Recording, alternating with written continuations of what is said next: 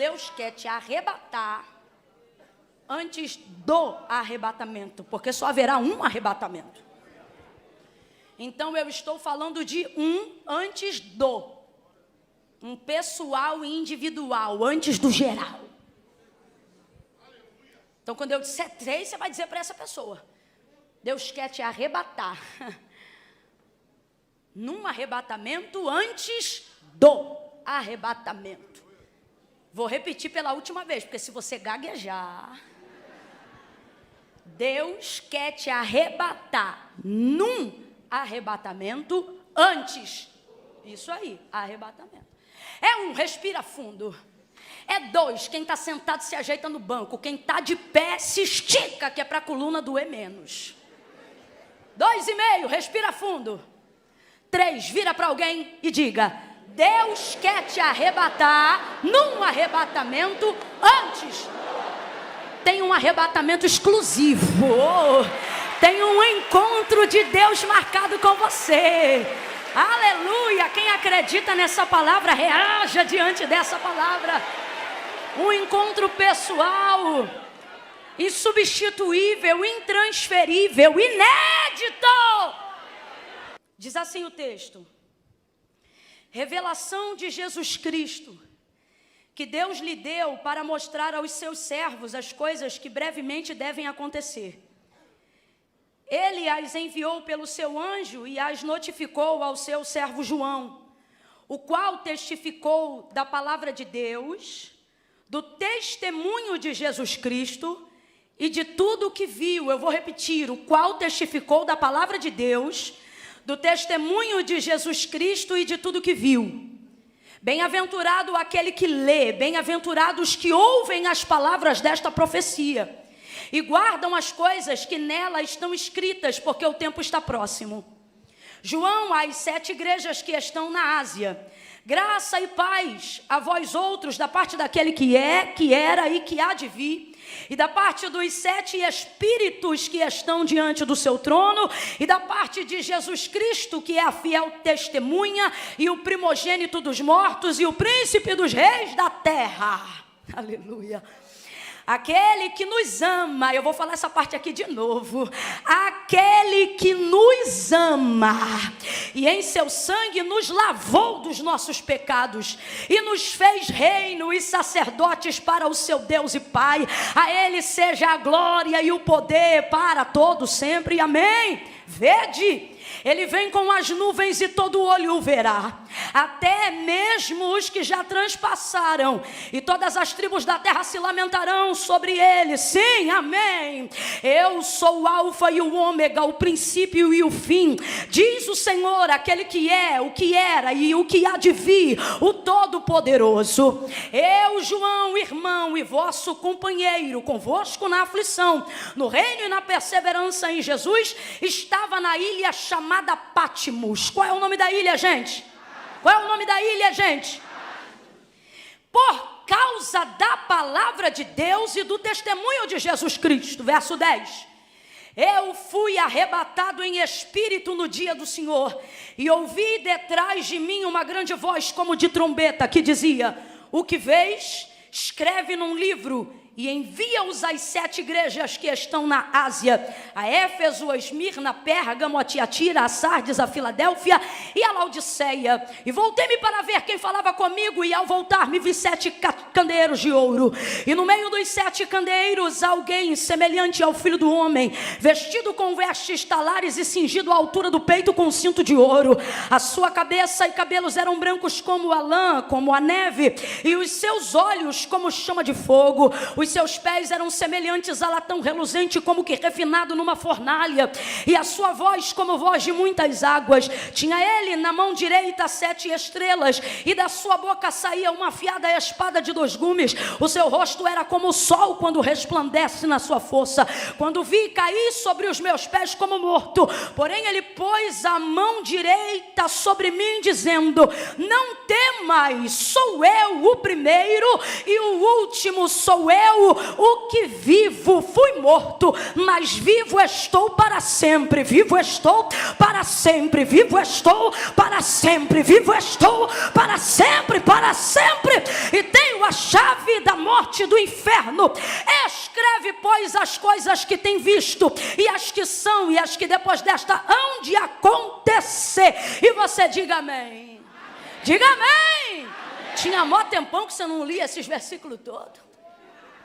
Feche os olhos, curve a cabeça com temor e comece a suplicar ao Senhor. Senhor, fala comigo nessa noite, Senhor. Comece a suplicar. Eu gostaria que você suplicasse diante de Deus agora. Toda oração bem feita deve ser acompanhada de humilhação. Uma oração verdadeira sempre será um ato de humilhação diante de Deus. Por isso eu te peço, não se preocupe em falar palavras bonitas agora. Se preocupe em ser verdadeiro e mostrar para Ele o tamanho da sua necessidade em ouvir a palavra. Peça a Ele, suplique humildemente: Senhor, fala comigo. Fala comigo, Senhor, fala comigo. Eu quero entender a tua voz. Fala no profundo, no oculto e no escondido. Vai, dedique alguns segundos aí de intercessão pela tua própria vida. Aproveite essa oportunidade e peça ao Senhor: Senhor, abre o leque do meu entendimento, abre a minha mente, abre a porta da revelação da tua palavra diante de mim. Me ajuda a entender, a assimilar. Oh, me leva a águas profundas nesta noite. Me faz ter resposta sobre decisões que eu não entendia, sobre coisas que eu não compreendia. Me ensina a fazer as perguntas certas de coisas que eu não sei nem como organizar para o Senhor me ajudar. Vai, suplique. Eu ainda nem comecei a orar. Comece a orar. Eu estou te ajudando a orar, te ajudando. Diga para Ele essas palavras. Diga para Ele: Senhor, nessa noite eu vim aqui como Pedro, porque para quem eu irei se só tu tens palavra de vida eterna? Eu preciso da tua palavra. Agora comece a orar pelos seus irmãos. Comece a orar pelos seus irmãos. Deus, faz essa pessoa que está do meu lado entender o que o Senhor quer falar.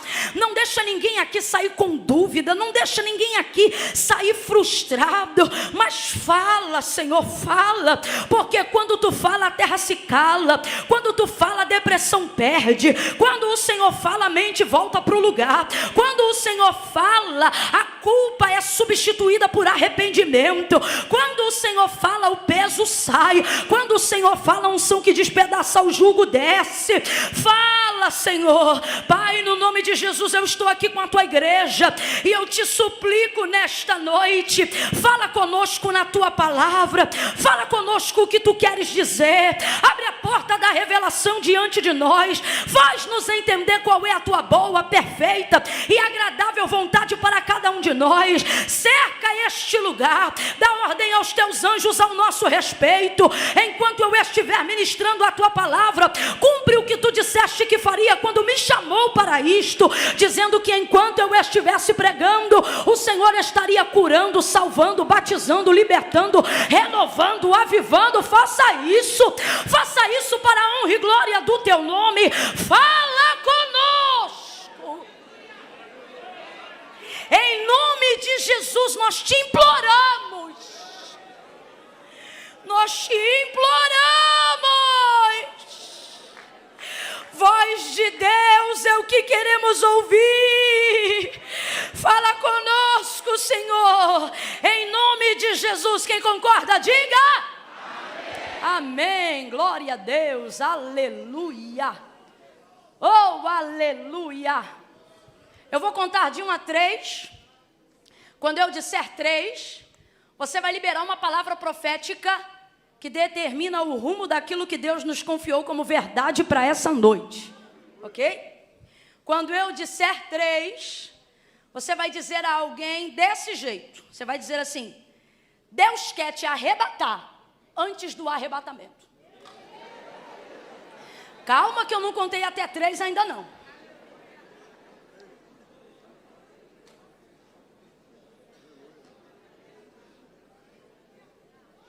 Camila, faz sentido? Ainda não, por isso que você tem que ouvir até o final. Deus quer te arrebatar antes do arrebatamento, porque só haverá um arrebatamento.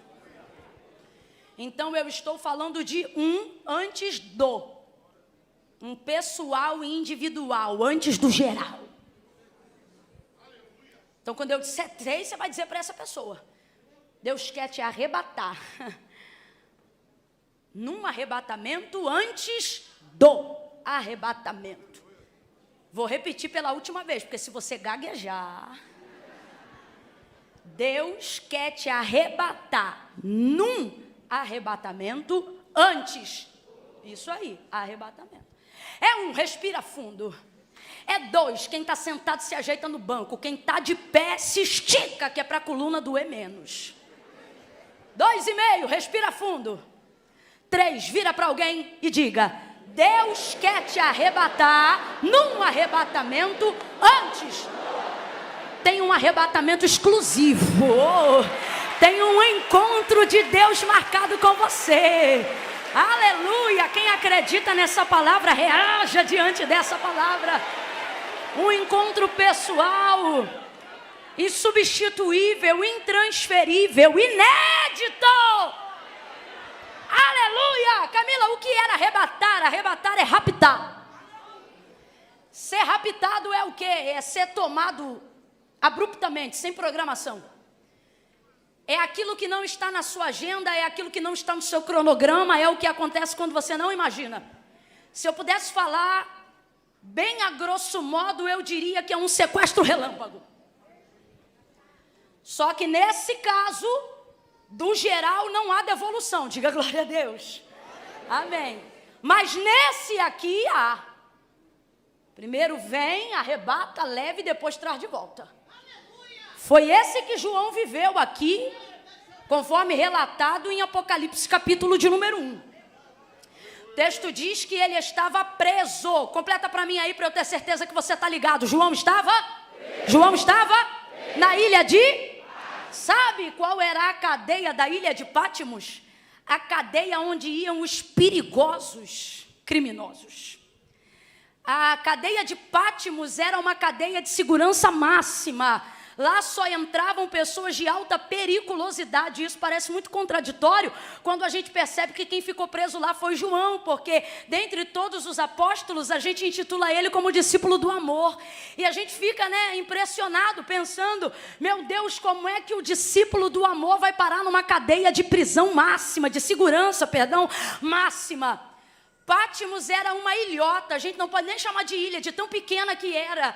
Ela tinha o equivalente a 13 quilômetros de distância de uma ponta a outra. Sabe o que é isso? É a ponte Rio-Niterói. Que ponte? A que liga Rio a Niterói. Pátimos se constituía no tamanho que você vê mais ou menos a ponte. Então é por isso que a gente nem chama ela largamente de ilha, mas de ilhota, de tão pequenininha. Ela era distante da costa e isso impossibilitava a fuga de qualquer pessoa que estivesse ali dentro. Por isso ela era denominada como um presídio de segurança máxima, de alta segurança. E não é que foi para lá que foi enviado João, o discípulo do amor, e ele diz qual é o motivo que colocou ele numa cadeia de detenção de segurança máxima. Ele diz: eu estou aqui porque fui testemunha de Jesus Cristo. Eu estou aqui porque eu testifiquei do amor dele e da sua palavra. Oh, meu Deus do céu. Você não vê João matando ninguém, você não vê João roubando, você não vê João defraudando. O que você vê é João anunciando o evangelho, o que você vê é João anunciando a salvação, o que você vê é João manifestando a confissão pública de fé, o que você vê é o plano da redenção se cumprindo na vida de João, o que você vê é Deus usando João para tirar as pessoas do limbo, do abismo, do inferno e garantir para elas um lugar junto a Jesus Cristo.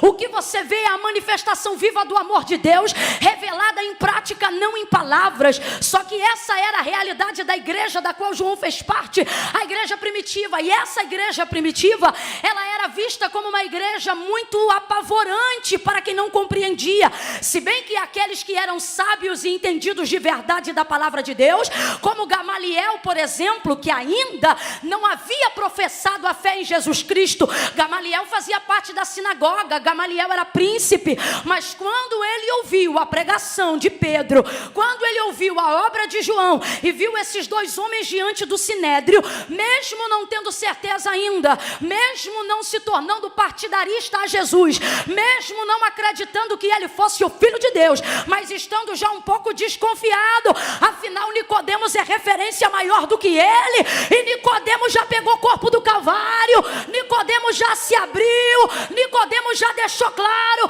que não tem dinheiro, não tem status, não tem nada.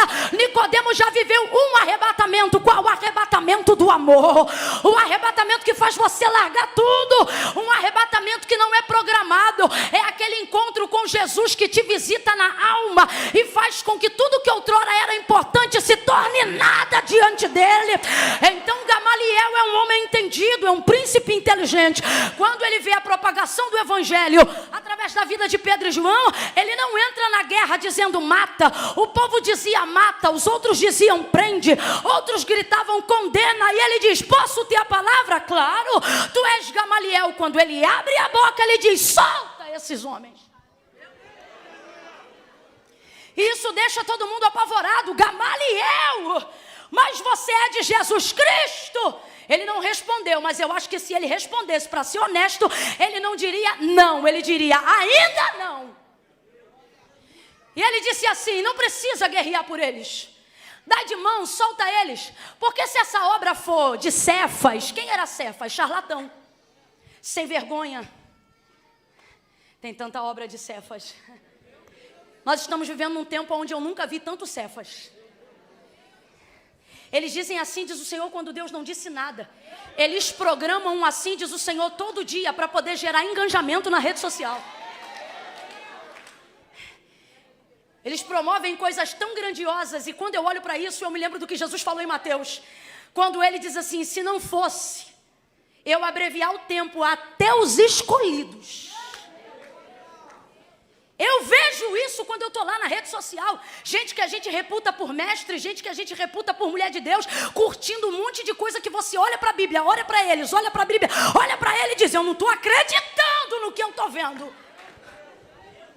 Gamaliel não vai discutir, e é por isso que eu não vou tomar tempo da mensagem falando isso, porque nós não temos que discutir, nem apontar, nem julgar. Obra de Cefas você não derruba, cai sozinha. Obra de Cefas você não confronta, cai sozinha. Obra de Cefas não se mantém, não se sustenta. Obra de Cefas levanta, estoura, bomba, tira metade. Daqui a 10 anos você pergunta: cadê a obra? Caiu, porque era de Cefas. Obra de Cefas tem dia e hora para terminar. Então Gamaliel vai olhar e ele vai dizer assim: dá de mão a esses homens, porque se essa obra é de charlatão, se Jesus não era o Filho de Deus, se essa obra é mentirosa, ela vai cair sozinha. Aí olha o que ele diz: mas varões, olhai para isto, solta eles, porque se essa obra for de Deus, vocês vão se ver lutando não contra Pedro, não contra João, vocês vão se ver lutando contra a mão de Deus. E ninguém faz cabo de guerra com Deus, ninguém luta com Deus. Ele cala a boca, ninguém prende ele, libera a palavra, porque ele sabia o que estava acontecendo através da obra de oração e de evangelização da igreja. Era alvoroço, mas não é alvoroço que desarruma, é alvoroço que arruma. E é aí que a igreja se torna perigosa ao sistema, porque o sistema quer corrupção, a igreja chega e traz integridade. O sistema quer contas confusas, a igreja chega e bota preto no branco, branco no preto. O sistema quer surrupiar, a igreja quer dar. O sistema vem para tomar, a igreja vem para distribuir. O sistema vem para fazer as pessoas acreditarem que se elas têm o que comer e o que dormir e aonde e o que vestir, isso já é o suficiente. A igreja vem para dizer: Jesus é vida e vida abundante. Jesus é vida e pode te fazer muito mais. Jesus te levantou para te fazer cabeça e não cauda. Então o sistema tem pavor da igreja. Você acha que o sistema tem pavor dos estrupadores? Você acha que o sistema bate a perna para os assassinos? Não, eles têm conluios com assassinos, eles têm conluios com homicidas. Eu posso falar isso abertamente, porque você vê, é só você ligar na TV da Câmara Câmara, do Senado, e você vai perceber bancadas que nem tem nada a ver com as evangélicas, mas são de conservadores, de pessoas que acreditam no formato da família. São pessoas que não acreditam, por exemplo, que o pedófilo pode ser um instrutor dentro da sociedade, mas tem gente dentro da sociedade, dentro do sistema, óbvio, com os filhos já criados, porque se eles tivessem filho pequeno, eu duvido que eles iam botar o pedófilo para ser instrutor dentro da sociedade. Então eles não têm medo dos pedófilos, eles não têm medo da violência sexual, eles não têm medo do roubo, eles não têm medo de quem tem a vida presa. Quem tem a vida presa é suscetível à chantagem, quem tem a vida presa é suscetível à ameaça. Agora de repente surge um povo que está vivo, mas não tem medo da morte, porque segundo o discurso deles, esse povo já morreu, mesmo andando entre os vivos. Esse povo anda por aí e não tem medo. Alguém diz assim, vou matar, eles dizem, pode matar, e você não tem medo não, Paulo? Não, porque para mim o viver é Cristo e o morrer é descanso, é lucro. A vida que eu tenho não vivo mais para mim, mas vivo na fé daquele que me chamou. Esta é a pregação da igreja, esta é a obra da evangelização, este é o poder da regeneração da igreja dentro de uma comunidade. A igreja, quando chega numa comunidade, se o tráfico não for extirpado, ele é controlado. A igreja chega, sitia, marca, demarca, estabelece o céu na terra, começa a botar freio, começa a impor limites, começa a entrar na obra social. Aí você diz, que perigo os assassinos, que perigo os salteadores, que perigo os sequestradores. Enquanto você tem medo desses, eles estão apavorados, não com esses. Olha para quem está do teu lado e diga assim, um cristão cheio do Espírito Santo é mais perigoso do que qualquer exército na face da terra. Você tem medo do escuro e eles têm medo da luz. Você tem medo do mal e eles têm medo do bem.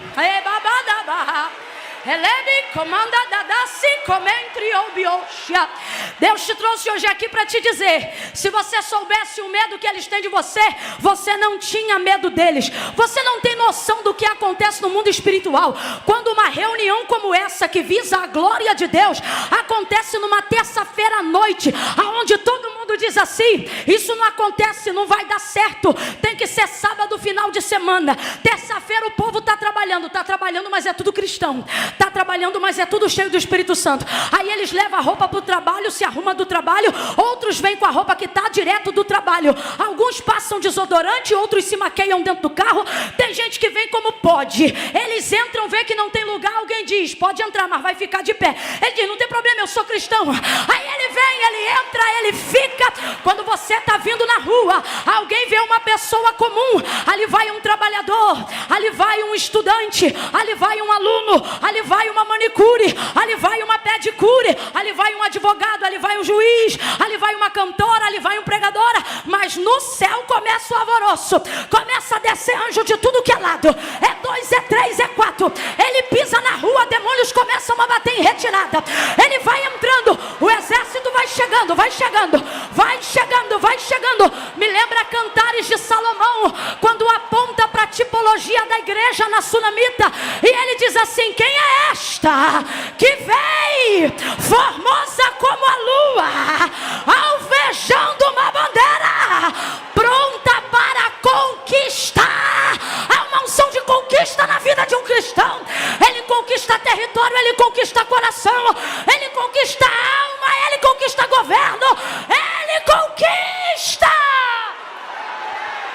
Sabe por que João está preso? Olha para quem está do teu lado e diga, porque o discípulo do amor, diga, o discípulo do amor é mais perigoso do que Roma.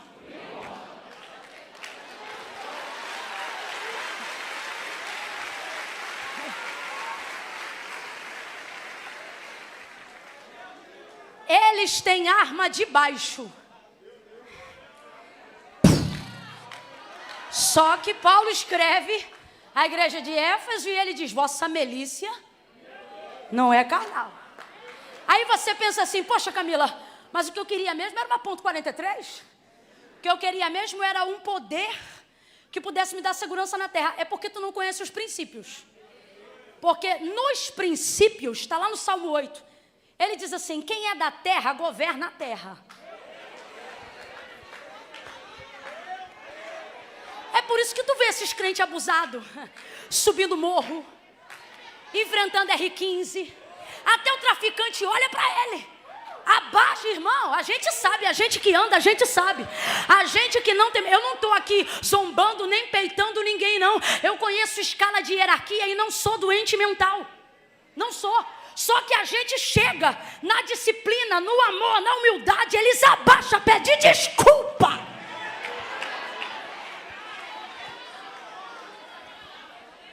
Recebe oração e ainda tenta fazer nossa segurança. Eu digo, não precisa.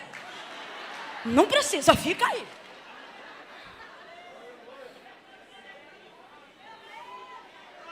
Não é carnal, mas é poderosa em Deus. Aí escuta o que o texto diz. Para a destruição de principados, hostes espirituais da maldade. Aí volta para o Salmo 8. A Bíblia diz que quem está na terra governa a terra. E você pensa que é poderoso ter instrumento de guerra na terra. Porém, segundo o armamento de Paulo, que pertence a todo cristão, que tem os pés calçados na preparação do Evangelho da Paz, ele diz que a nossa milícia não vem da terra, vem do... Volta de novo para o Salmo 8, porque o Salmo continua dizendo assim, quem está na terra governa na terra, mas quem está no céu... Eu acho top, porque o céu não está limitado à região geográfica, vamos dizer assim, que ele reside.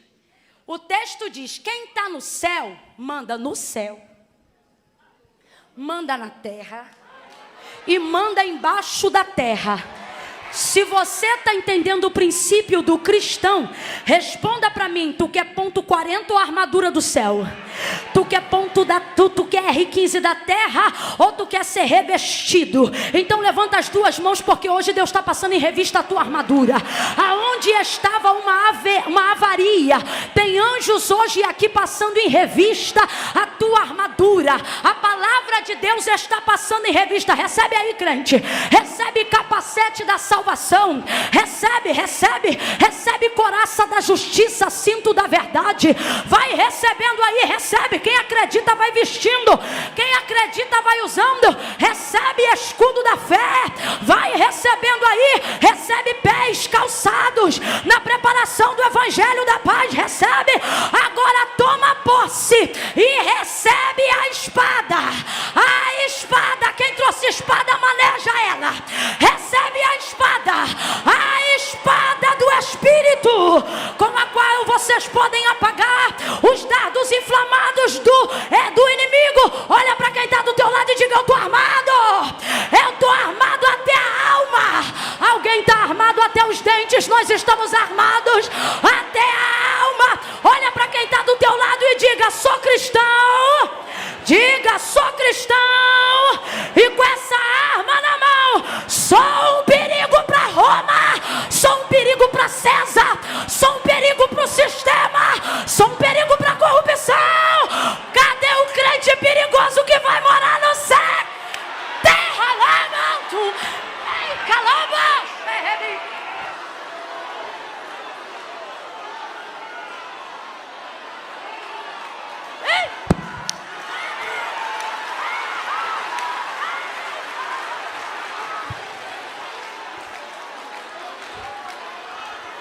Camila, eu não sei porque sou tão perseguida. Eu só ajudo a sociedade. Camila, eu não sei porque na minha família me perseguem tanto. Eu não sei por que no meu trabalho tanta gente se levanta. Eu ajudo todo mundo. Eu estou aqui para servir. Eu prego o amor. É porque até eles veem a arma que você carrega e você não vê.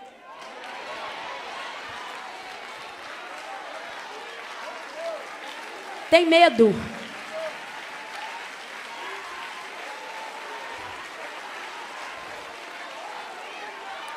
Eu trabalhava numa multinacional e tinha uma auxiliar de serviços gerais no setor onde eu trabalhava. Aquele prédio bem bonito da Almirante Barroso, da Petrobras. E a auxiliar de serviços gerais trabalhava na faxina. no cuidado dos banheiros, dos corredores, das salas.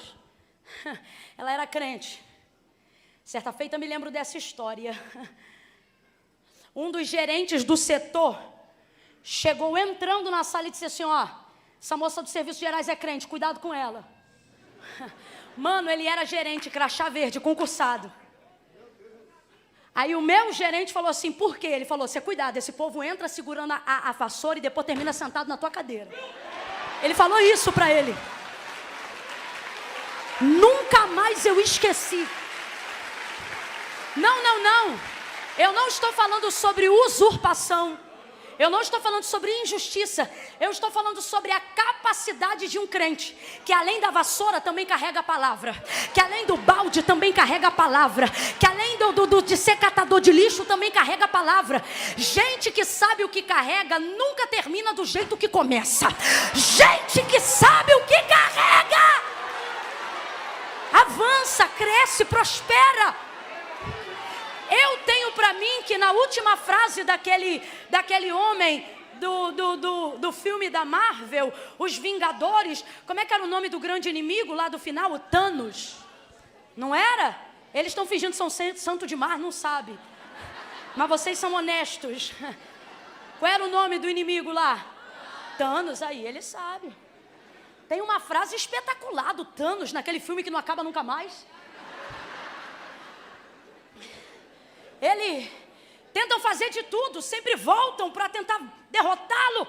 E então, em dado momento, ele termina estalando os dedos e dizendo, eu sou inevitável. Eu achei aquilo interessante. O Thanos podia terminar o filme dizendo, por que você disse isso, Thanos? Porque eu sou crente. Daria no mesmo. Inevitável. Esses dias eu procurei no dicionário o significado original de resiliência.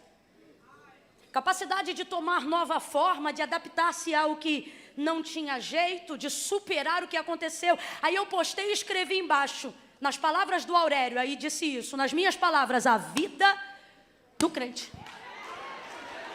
É isso, a vida do crente.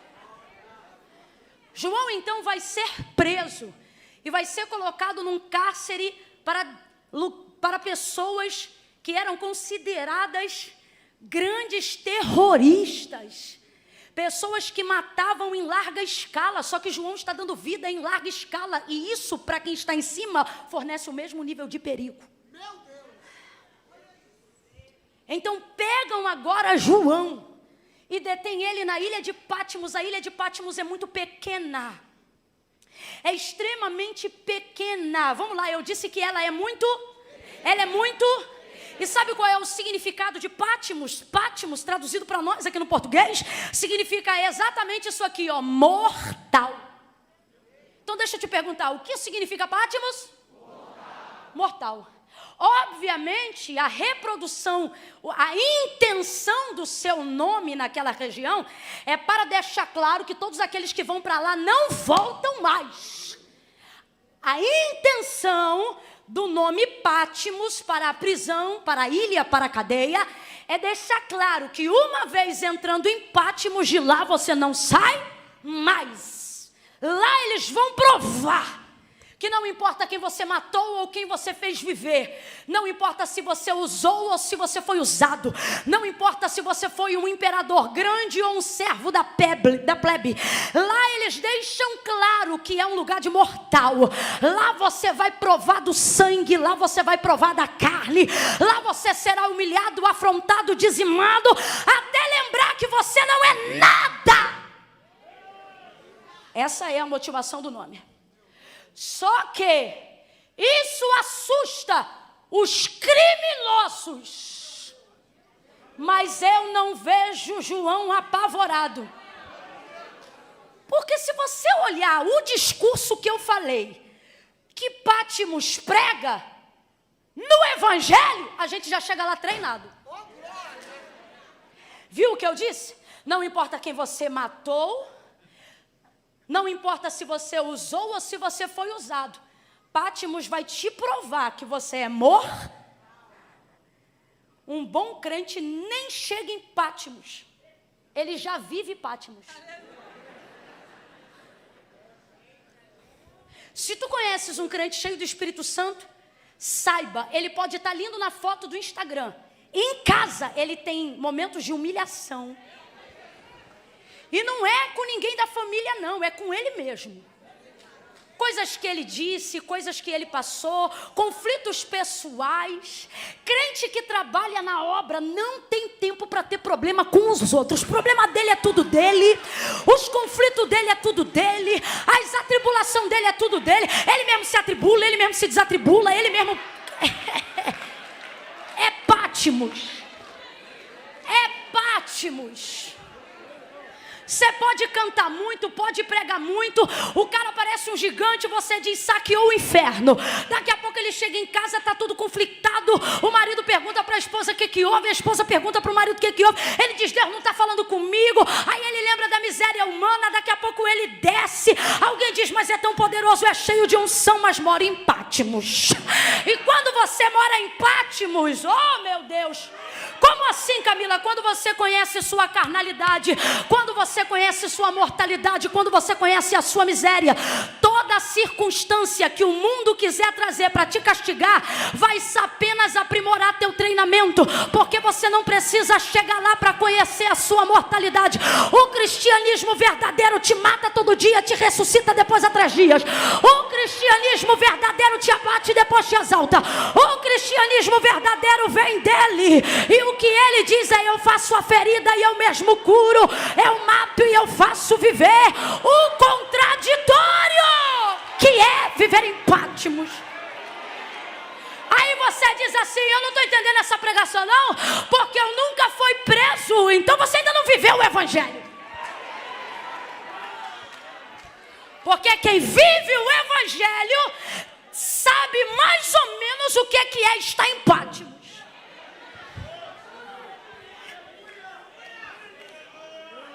Qual é o Pátimos do crente? Quem é o carcereiro do crente? Ele mesmo. E posso te falar? Não tem carrasco pior com a gente do que a gente. A maior prova disso é que muitas vezes quando Deus perdoa a gente não se perdoa. Por quê? Porque a nossa libertação ainda não está na mão de Deus. A gente está preso no nosso cárcere. Olha para quem está do teu lado e diz, tu parece legal. Comigo. Porque em ti, tu é o pior carcereiro que eu já vi.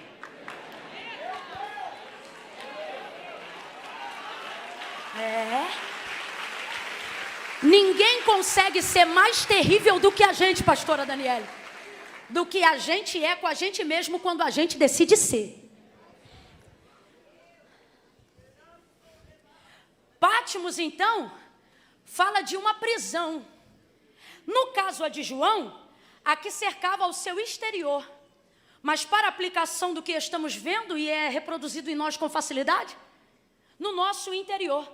E eu não estou inventando, porque Paulo deixou claro que as cadeias que prendem um homem não são as que os amarram do lado de fora, mas são as que lhes colocam em ataduras e amarras do lado de dentro. Aonde? Na vossa consciência. Ali está a carceragem verdadeira, tanto é que ele diz assim, tem muitos que tendo tudo não possuem nada, e outros que não possuindo nada têm tudo. Ele vai falando sobre o pêndulo do cristianismo, e aí em outras colocações a gente poderia estender a aplicação, e ele diz assim, olha, tem gente que é livre, mas anda como se estivesse preso, há outros que estão presos, mas vivem como se fossem livres, porque o cárcere é aqui, ó. É aqui, ó. E a igreja veio para dar liberdade aos cativos, e ela decide fazer isso, e faz isso no poder do Espírito de maneira tão tremenda, que ela entra na carceragem. E se você nunca teve essa experiência, busque um dia essa experiência. Eu me lembro que lá na igreja, aqui em Nova Iguaçu, nós tínhamos ali o presbítero Sérgio, e na ocasião o presbítero Romeu, e eles se envolviam na obra da carceragem dos presídios aqui do Rio de Janeiro. E quando eles entravam, acontecia um negócio que era muito legal. Entrava, tinha dia que era só o Sérgio e o Romeu, eram só 2. Eles entravam, e então quando eles entravam, eles não diziam assim, ó, Sérgio está entrando, Romeu está entrando. Não, o comunicado para entrar no corredor daqueles que precisavam assistir o culto dentro da cadeia, atrás das grades, por causa da sua periculosidade, não era, olha, o Sérgio está entrando, o Romeu está entrando, não, eles entravam. Aí um preso pegava a caneca e vendo que o Sérgio entrou e o Romeu entrou, eles não diziam Sérgio, Romeu, não. Eles começavam a fazer barulho na grade e diziam reverência, que era para todo mundo ficar de pé. Aí eles ficavam de pé e diziam assim, a igreja chegou. Eu achava e acho até hoje aquilo incrível. Eles estabeleceram essa disciplina, não mandou, eles mesmos honraram diante daquilo que eles viam. Paulo vai falar qual é a nossa carceragem em Romanos, capítulo de número 7. Ele fala sobre ser carcereiro de si mesmo. Quando ele diz, o querer bem está em mim, e eu sei que posso fazê-lo, mas ocorre que todas as vezes que eu vou executar o bem que está em mim, encontro outra lei, isto é, na minha carne, a lei do pecado que opera nos meus membros, me impedindo de fazer o querer bem que está em mim. Olha o que o cara está falando, que o bem está nele, ele sabe praticá-lo, ele tem consciência de que vai praticá-lo, ele se programa para praticá-lo. Mas quando ele está indo para executar e para praticar o que ele aprendeu e sabe que tem que fazer, ele se sente retido pela carne, que impõe sobre ele outra lei. Então ele termina dizendo, eu sou um miserável, eu me sinto um miserável. Ele diz, miserável homem que sou.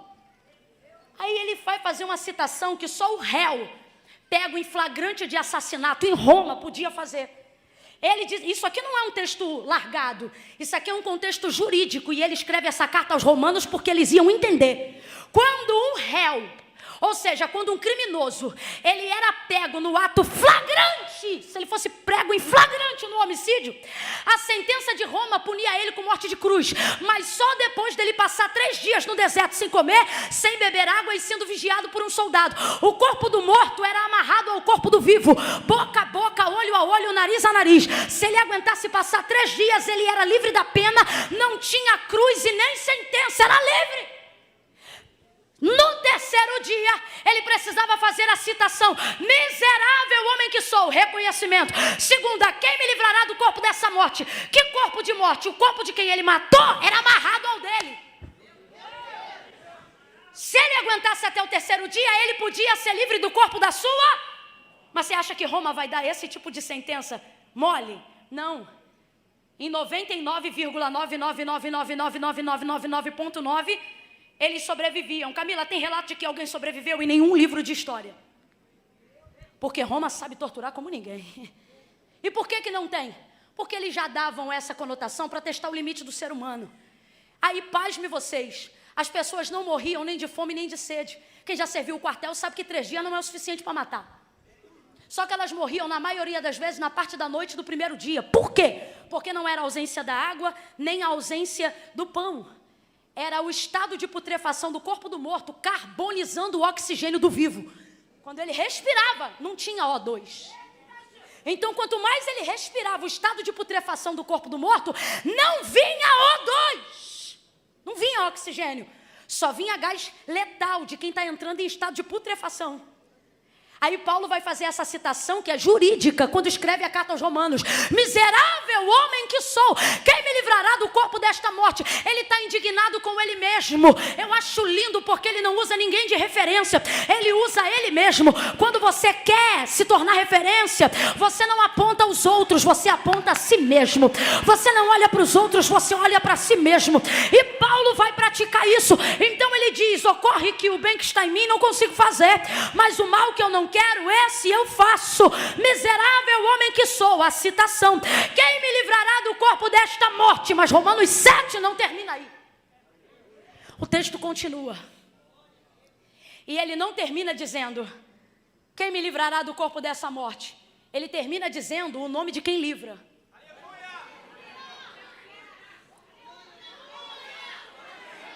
Você leu comigo aqui Apocalipse 1. Apocalipse 1 cita Jesus assim, o primogênito dos... Quem leu comigo e lembra? O primogênito dos mortos. Quem vai me livrar da morte? Só quem já venceu a... Só que ele não está falando da morte literal, ele está falando da morte eterna. Porque Romanos 7 não é uma carta ao tribunal, é uma carta à igreja.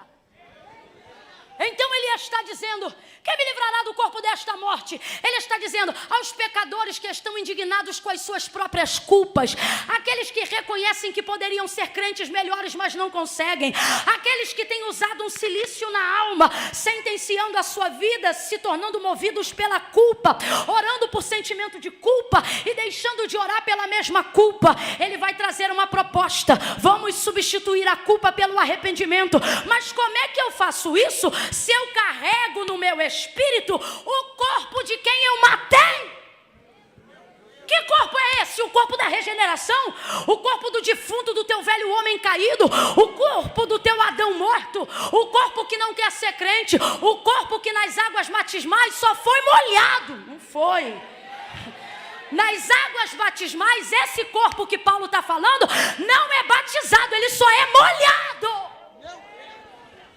É de dentro para fora que nasce a fonte. Jesus disse: aquele que beber da água que eu lhe der, nunca mais terá sede. Pelo contrário, brota-se-á nele uma fonte que jorra para a vida eterna. A fonte de uma pessoa regenerada em Deus não é da água que vem de fora, mas é da água que sai de dentro. Ele está deixando claro então a todos os crentes em Roma e a todos nós que estamos aqui nessa noite, que o miserável homem vai morar contigo até o dia ou da sua morte física ou do seu arrebatamento, do arrebatamento da igreja. Camila, e até lá o que eu faço? Me mato? Não.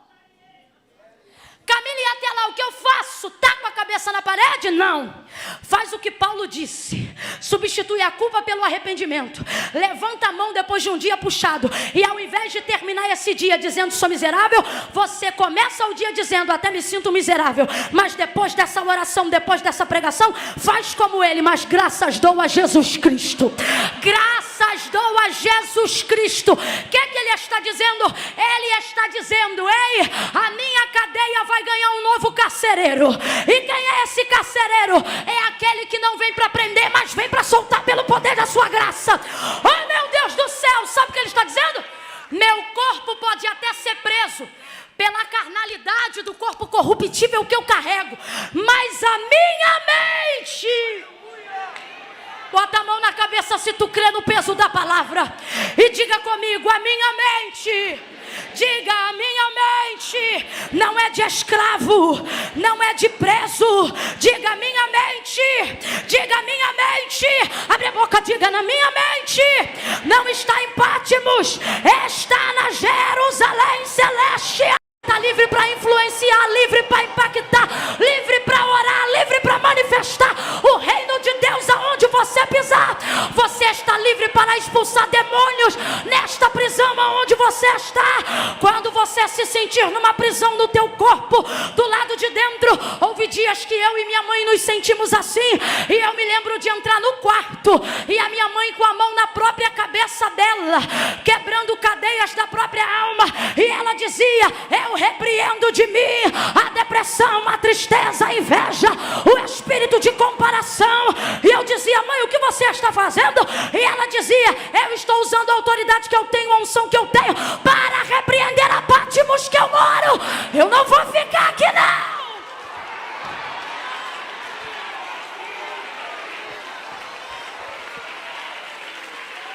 Prende o corpo, mas não prende a alma. Prende o corpo, mas não prende o espírito. Prende o corpo, mas não prende a consciência.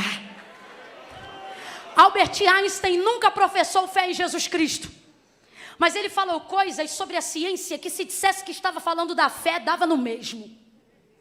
Por exemplo, ele disse que depois que a mente chega a determinado conhecimento do que outrora não sabia, ela é dilatada e expandida de tal forma que jamais, nem que queira, consegue voltar ao seu estado original. Se ele estivesse falando, essa é a obra de Cristo, dava no meio. Libertação, metanoia, expansão. Expansão. Quando ele te torna livre aqui, não interessa o que amarram aqui. Psst. Por que tem gente aqui que está com remedinho tarja preta na bolsa? Porque o tarja preta é para controlar. Mas na alma, no espírito, tarja preta não quer dizer nada não. É tudo substância, é tudo química. Aí alguém diz assim, se você está assim, não devia ir para a igreja. Você tinha que dizer, não, estou medicando o corpo e a alma, o espírito já está medicado. Vem ele para o culto, mete o remedinho, toma, vai no banheiro 3, 4 vezes. Volta, de vez em quando cambaleia no culto. E alguém diz, se fosse para dormir, dormir em casa. Quando alguém falar isso, você diga, sou livre, vou dormir onde eu quiser. Você não sabe qual é a situação de quem chegou aqui.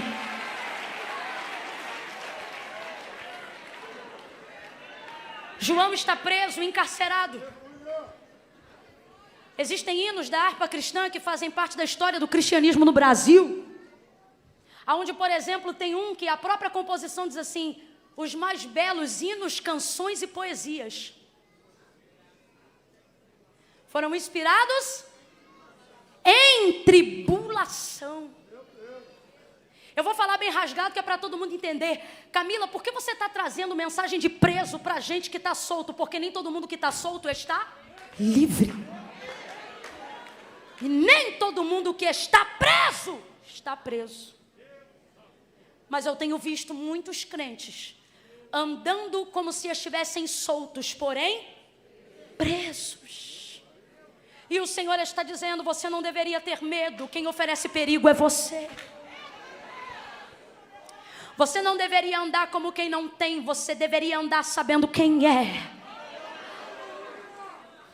Seu amor é uma arma poderosa, a oração é uma arma poderosa, o Evangelho de Cristo que você carrega é poderoso, sua vida é poderosa.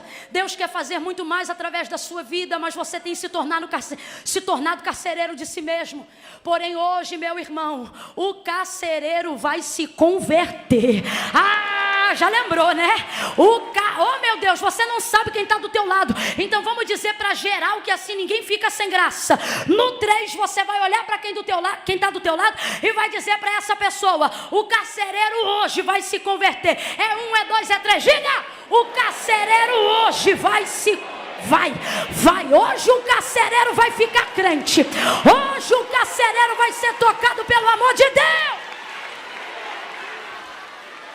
Acharam que Paulo era a espinha dorsal da igreja. De vez em quando eles acham isso. Eles acham que um homem e uma mulher, por ter poder de fala, ação de poder e acesso, eles são a espinha dorsal da igreja. Mas Estevão já provou que um homem cheio do Espírito Santo pode ser cheio, mas ninguém é a espinha dorsal da igreja. A espinha dorsal da igreja é Cristo, o cabeça. Ele é o dono da igreja, ele é o centro da igreja, ele é o pastor dos pastores, o rei dos reis, o Senhor dos senhores. Ele é tudo. Ele é o alfa, ele é o ômega, ele é o primeiro, ele é o último. Camilo, o que isso tem a ver com esse tópico? Nada, mas depois que eu começo a falar dele, todo o restante perde o sentido. Ele é a estrela da manhã, ele é o que era, ele é o que é, ele é o que será para sempre. Ele é a rosa de Sarão, o lírio dos vales, a resplandecente estrela da alva, o leão da tribo de Judá, o cordeiro que tira o pecado do mundo, o que foi morto e reviveu, o que tem a chave de Davi, o que tem a chave da morte e do inferno em suas mãos, o primeiro e o último, o todo-poderoso, o Deus de Abraão, de Isaac e de Jacó. Por isso ele diz, Moisés me viu, Abraão me glorificou, ele é Deus. Tire alguns segundos aí agora e mostre que nada mais importa. Mostre que nada mais importa. Tire alguns segundos agora e mostra para ele que nem Camila, nem Bauer, nem Raquel, nem Rema, você veio aqui porque dele, por ele, para ele são todas as coisas. A glória é dele, o poder é dele, a honra é ele. Ele liberta, ele cura, ele salva, ele levanta.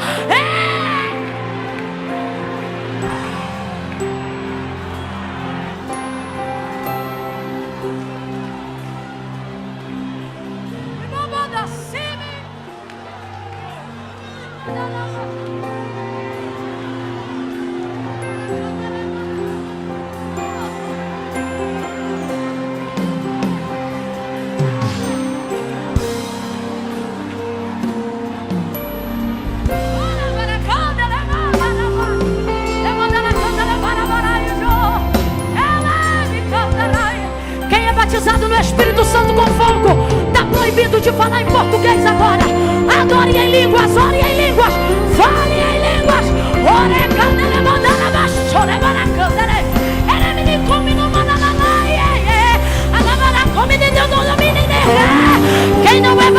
batizado, levanta a mão. Receba! O batizador está aqui. Seja batizado, seja renovada. Você sairá dessa Patmos hoje. É hoje. É hoje. É hoje. Levante a mão direita comigo e diga: é hoje. É hoje. É hoje. É hoje. É agora, agora, agora. Tira Deus. Tira Deus. Arrebata esse espírito. Arrebata esse coração. Arrebata essa alma. E glorifica o teu nome. 5 minutos, senta.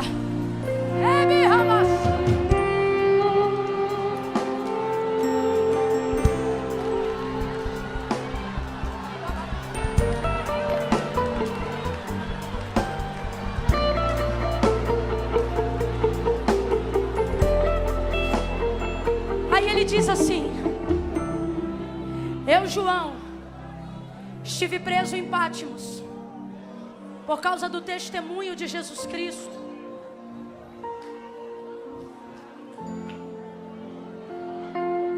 Ele começa dizendo: estou preso. Meu Deus.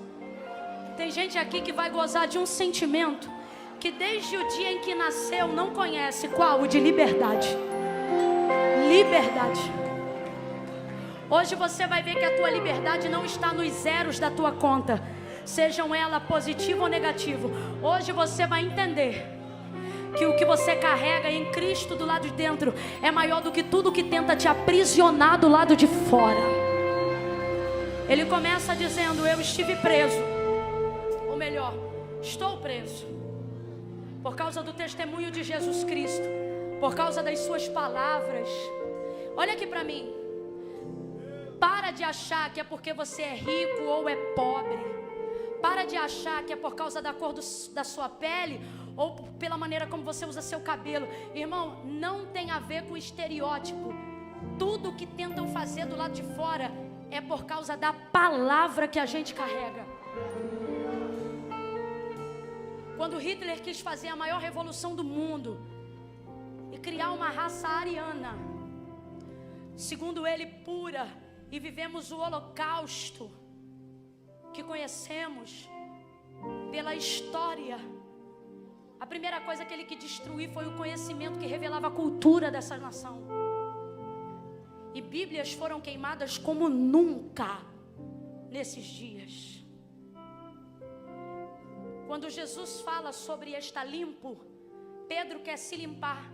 Aí Jesus diz para ele, João 15, Pedro, vós já estáis limpos pela palavra que eu vos tenho falado. É por isso que o mundo vos odeia. Jesus disse assim: não se espantem quando eles vos odiarem. Você pensa, é sem causa, e o Senhor está dizendo, não é sem causa, é por causa da... Então para de tentar se submeter a agradar. Para de querer afanar a verdade do Evangelho para tentar ser popular. No final não vai adiantar nada. Para de se comportar como neutro. Para de agir na sociedade, na rede social como morno. Para de tentar agradar gregos e troianos, hebreus e egípcios. Olha para mim que eu não vim ser legal, eu vim te falar a verdade, e isso me faz muito mais legal. Deus te trouxe hoje aqui para dizer, você cai para um, sobe para outro, ajuda aqui, ajuda ali, porque alguém colocou na tua cabeça que evangelho é isso, é ser legal com todo mundo. E aí as pessoas usam como respaldo, dizendo assim, mas eu olho para Jesus, Jesus andava com todo mundo, então olhe direito. Porque não era ele que andava com todo mundo, era todo mundo que queria andar com ele. Por quê? Porque gente bem resolvida atrai. Gente que sabe para onde vai aponta caminho, e todo mundo ama quem aponta caminho.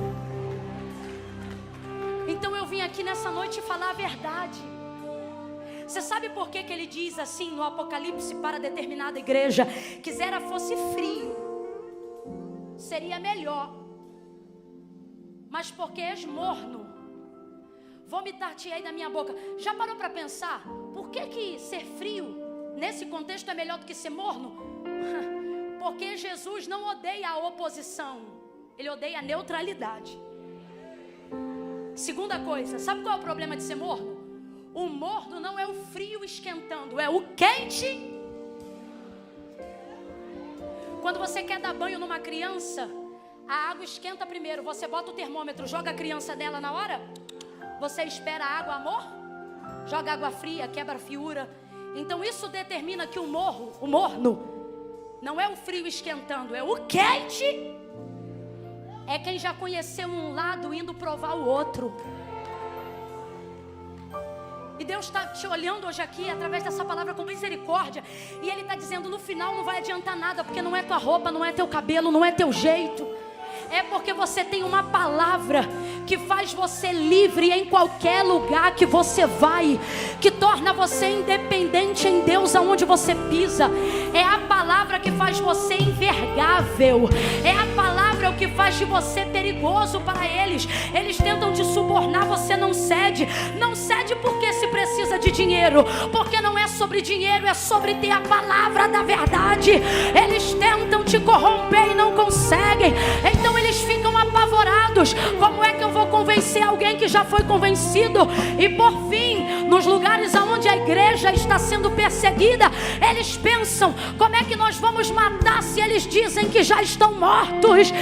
Isto, irmãos, é uma filosofia que ninguém sufoca, é uma palavra que ninguém mata, é algo que ninguém sepulta. Por isso o primogênito dos mortos entrou pelos portais da eternidade e revelou a João o que? Aquilo que nós precisamos saber, porque ele é o primogênito, porque ele não será o último.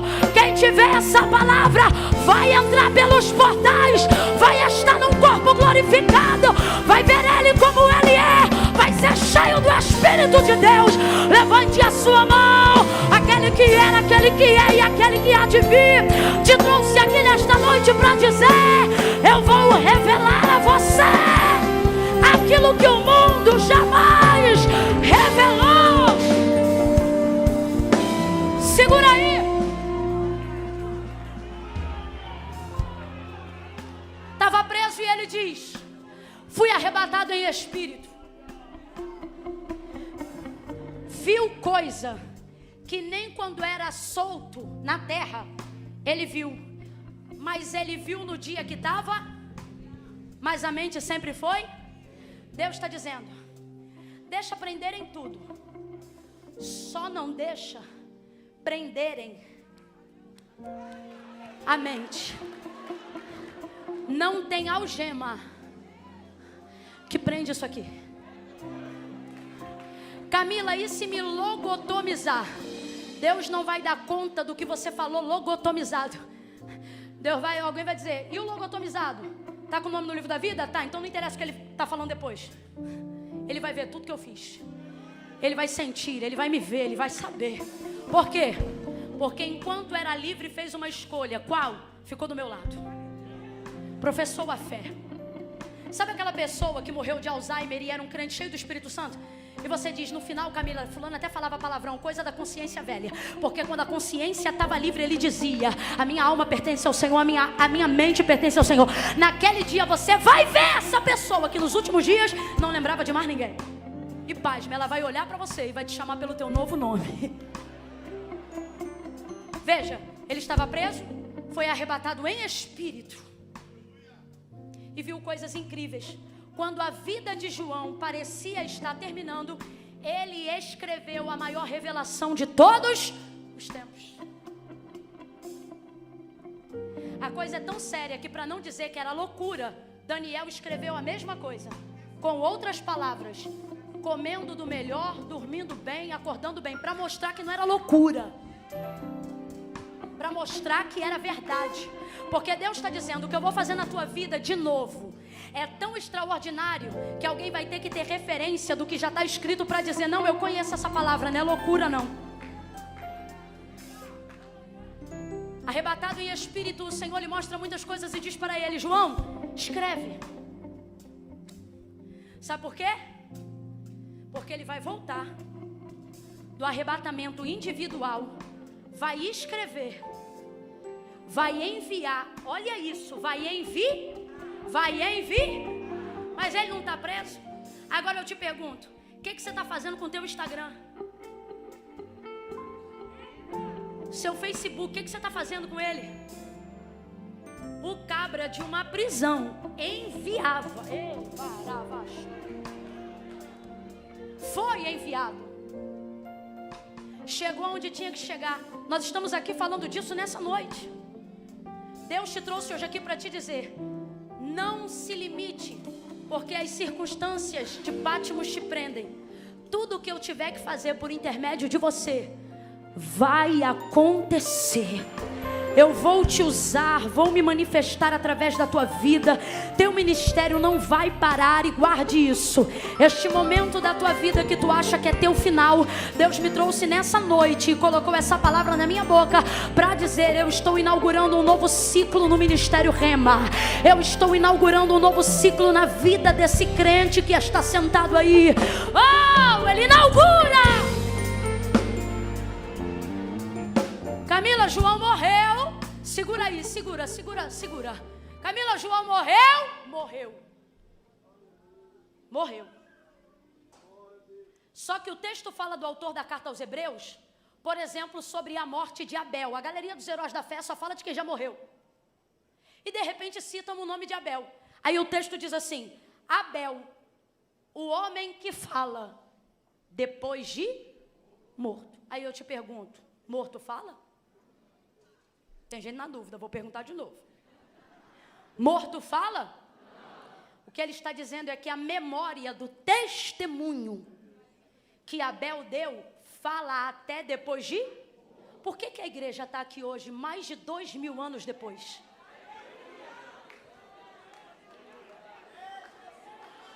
Se um morto pode deixar memória de testemunho, o que alguém que morreu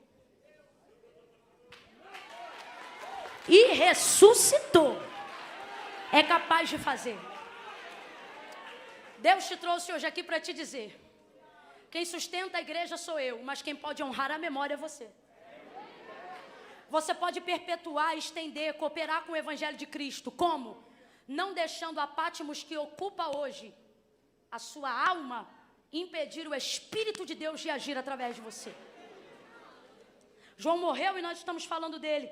Ele teve visões inefáveis e maravilhosas num lugar absurdo. Por quê? Porque o corpo ficou morto, estirado lá, enquanto o espírito estava sendo arrebatado.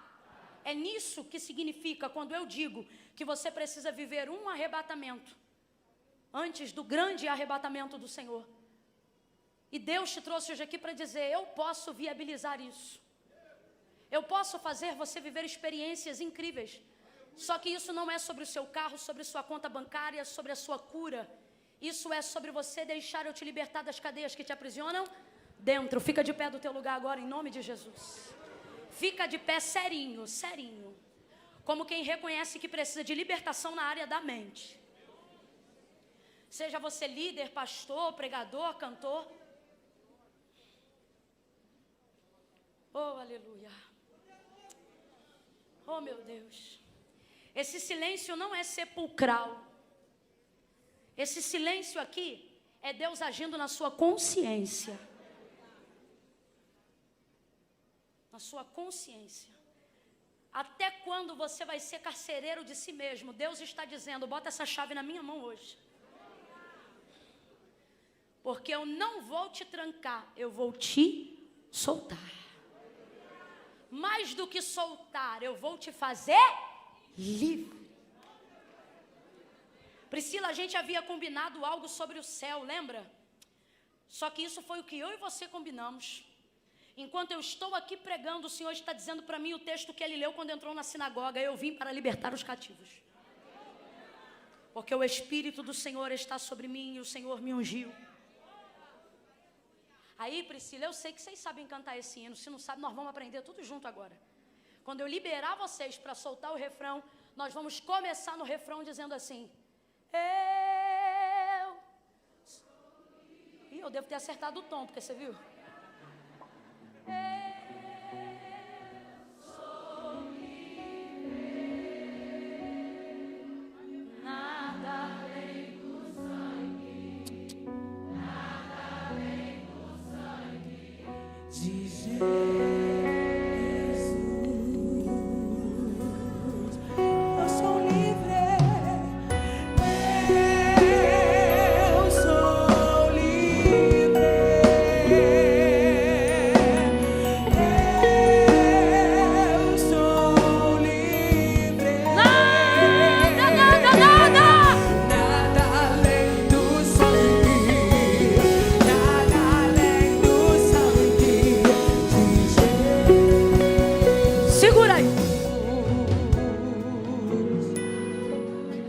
a gente já cantou essa parte do refrão?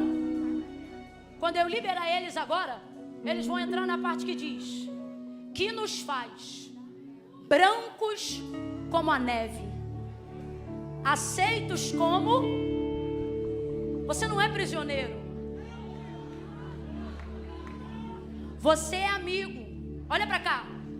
O evangelho, o cristianismo não veio na sua vida para ser seu cárcere. A cruz é a chave da sua liberdade. Acharam que Paulo era grande demais e pensaram assim: se prendermos ele, vamos acabar com a igreja aqui. Aí prenderam ele. O que aconteceu?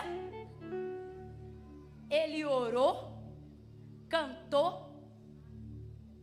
as prisões se abriram e o carcereiro veio para se matar.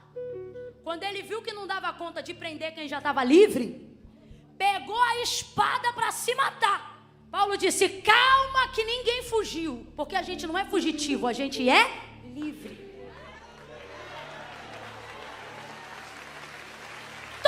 Ninguém foi solto naquele dia, pastora Raquel.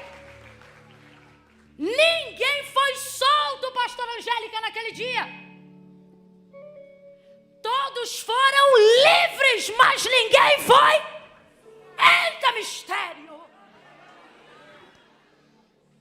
As cadeias se abriram, das mãos se amarraram. Tá todo mundo livre. Aí o carcereiro pensa: não vou dar conta de prender. É bom quando o carcereiro vê que o povo não está só solto, o povo está... Ele desiste de tentar prender de novo. Aí ele pega a espada e pensa: vou dar cabo de mim, é melhor que eu morra aqui do que seja torturado pela lei. Aí Paulo diz: calma, não faz isso. Tá todo mundo aqui, por quê? Porque eu não vim para soltar, eu vim para fazer livre. Volta todo mundo para a cela. O carcereiro aparece e Paulo diz para ele: crê no Senhor Jesus e será tu e a tua casa. Ele disse: creio, e foi salvo. Ele e a casa dele. Olha para cá, ninguém se mova agora, tenha temor. Quando pegam um homem e colocam ele na prisão, achando que vão travar a obra de Deus na vida dele, ele abre uma congregação no cárcere inferior e bota o carcereiro de dirigente. Ué, é só leitura. Porque ninguém prende quem Cristo liberta. Tem gente andando na rua, em carros importados, presos. Tem gente no cárcere agora, recebendo a revelação do que a gente só vai saber no Jornal Nacional amanhã. Não é nesse jornal não, que a gente não assiste esse jornal não. Isso é vício de linguagem. Mas enfim. Por quê? Porque o corpo está preso, mas a mente está? Por isso que evangelho não tem a ver com dinheiro, com carro, com casa. Ei! Sai disso. Sabe por que você está perturbado? Não é porque você não tem carro, é porque tu perdeu a alegria da salvação. Porque na minha época, crente virava o bolso do avesso, só saía pedido de oração. Não estou dizendo que é bom ser pobre, não, irmão, porque todo mundo vai prosperar. Se seguir a palavra, se seguir os princípios, é lei, não é crença, é lei. Só que a gente tinha um sorriso, uma alegria, tanto que o povo olhava para a gente e dizia assim: tu é doido? Não, tá rindo por quê? Ele dizia: alegria. Do quê? Da salvação. Agora olha como isso é verdade. Davi tinha o trono, o reinado, as tribos, o ouro, a prata, as frutas, as especiarias, os carros, os cavalos e os guerreiros. Mas quando ele cai com Betseba, ele oferece um monte de holocausto, mas não sente a alegria da salvação voltando. Ele oferece boi, vaca, cordeiro, ele chama sacerdote, ele se redime diante de Natã, mas a presença não volta. Aí ele compõe o 51 depois de tudo isso. Antes disso compõe outro, onde ele diz assim: tu não te comprases em sacrifícios de sangue, senão mais holocaustos eu te daria. Sabe o que ele está dizendo? Eu já dei tudo o que eu podia e não sinto a tua presença de volta. Porque a presença de Deus você não compra. Ouça isso. Aí ele compõe o 51. dizendo: tem misericórdia. Tem misericórdia de mim, ó Deus. Responda para mim, ele perdeu o trono? Ele perdeu os filhos? Ele perdeu o ouro? A prata? A glória do reinado? Ele perdeu a promessa? Mas não importa o que ele tem, ele não sente mais a... Então ele diz, não retires. Ele não diz, me dá. Filho, quando você tem a presença, não importa o que retiram.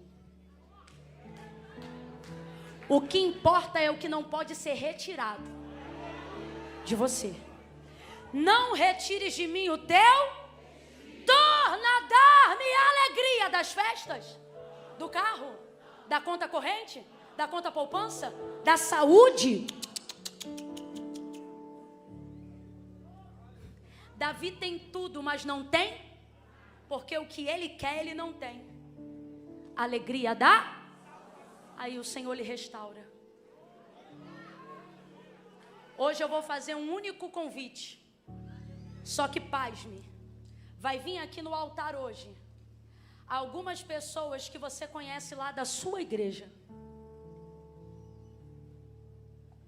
Pastora Raquel, hoje eu vou fazer algo aqui que não sou eu.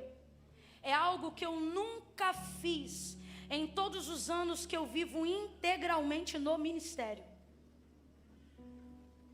Porque tem gente aqui que é crente, se comporta como crente, mas caiu da graça. E você diz assim, Camila, por que eu oro? Já me arrependi, já confessei, eu não sinto mais a presença, Deus não me usa mais como me usava. Hoje você vai ter uma escolha muito difícil para fazer. Ou você volta para casa como sepulcro caiado, ou você vai se expor como Davi. Hoje vai voltar quem está afastado, quem se diz desviado, mas crente que a gente conhece vai voltar hoje também.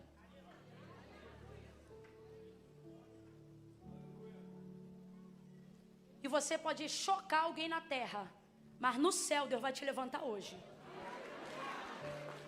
Camila, Deus quer me humilhar? Não. É você que precisa desse reconhecimento. Não são todos, são pouquíssimas pessoas nessa categoria última que eu falei agora.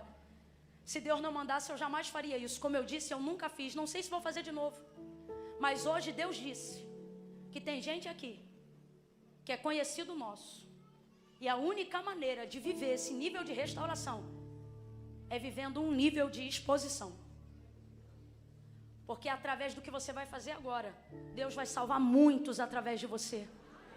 Da sua humildade. Hoje você vai sentir na pele a dificuldade que o desviado sente quando quer voltar. Eu vou contar de 1 a 3. No 3, vocês vão abrir os corredores. Quem está em pé no meio do corredor vai se espremer para o lado para liberar para alguém passar. Hoje eu vou te receber do 4º degrau para baixo, porque está apertado aqui na frente e eu sei que Deus vai trazer a muitos aqui. E a alguns também. Quem está de pé e tem saúde, segura em pé. No 3, Camila, eu me afastei do evangelho. Não prego mais, venho à igreja, sinto a presença, mas não sou mais crente. Você ainda é crente. Porque você conhece o nome de um monte de santo, mas quando a coisa aperta, você chama o nome de um só. Não, Camila, eu estou desviado há muito tempo. Desviada não frequenta culto. Desviada vai embora e não dá nem tchau. Que raio de desviada é você que está aqui até agora?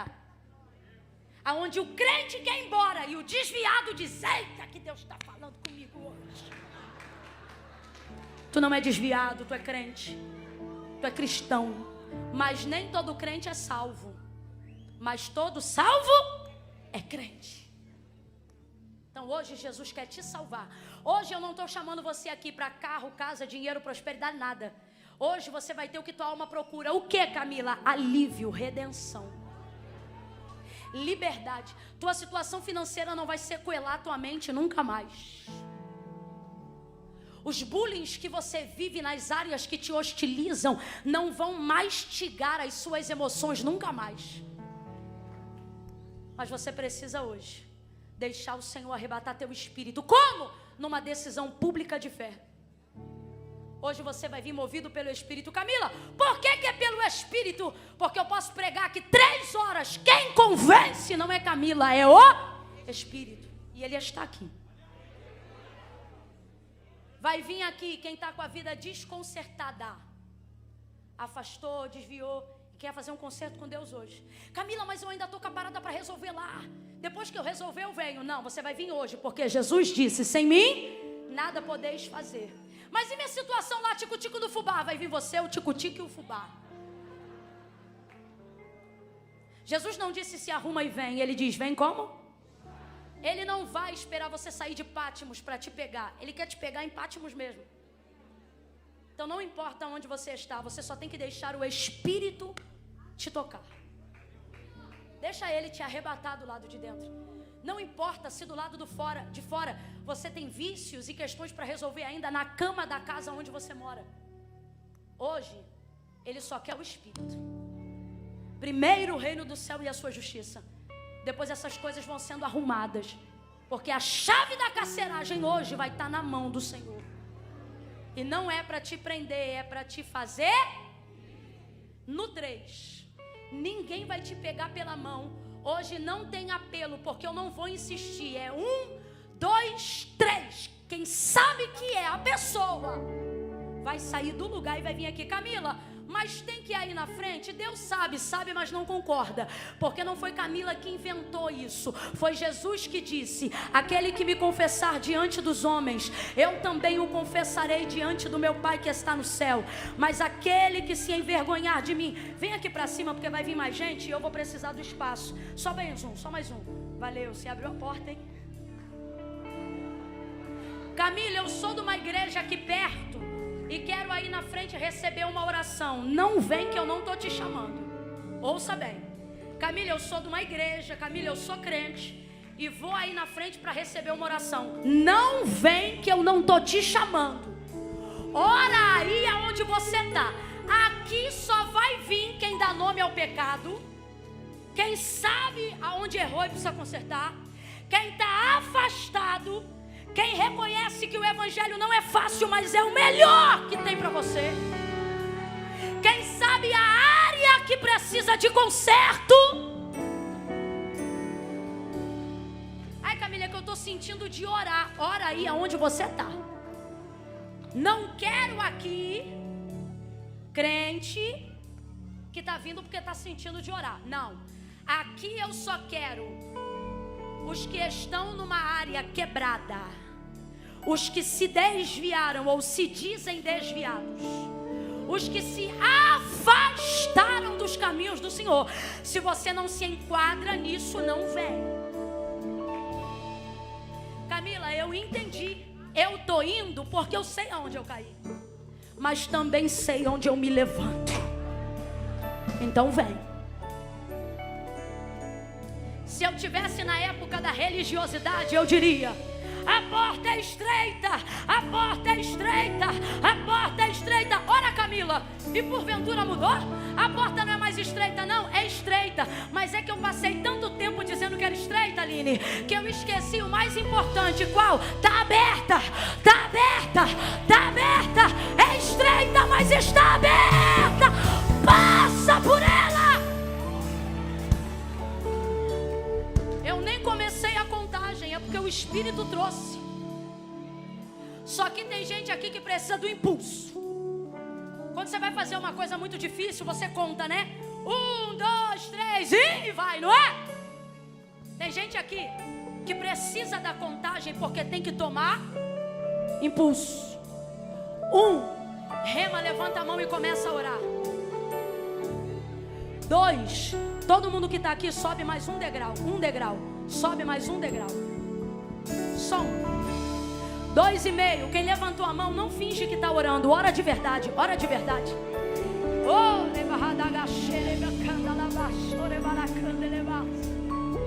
2,5.